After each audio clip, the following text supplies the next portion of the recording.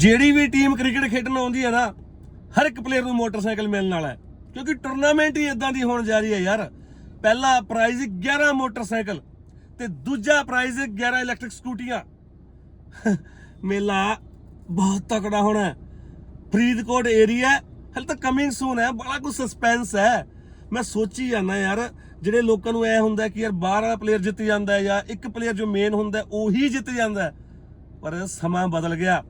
ਜਿਹੜੀ team ਜਿੱਤੂਗੀ 11 motorcycle ਲੈ ਜੂਗੀ ਯਾਰ, ਤੇ ਜਿਹੜੀ ਫਾਈਨਲ ਹਾਰੂਗੀ ਸਕੂਟਰੀਆਂ ਉਹਨਾਂ ਨੂੰ ਵੀ ਮਿਲ ਗਿਆ। ਟੌਪ ਦੇ ਟੂਰਨਾਮੈਂਟ ਹੋਣ ਜਾ ਰਿਹਾ ਪੰਜਾਬ ਦੇ ਵਿੱਚ, ਲਗਭਗ 20-25 ਲੱਖ ਦਾ ਬਜਟ ਹੋਊਗਾ।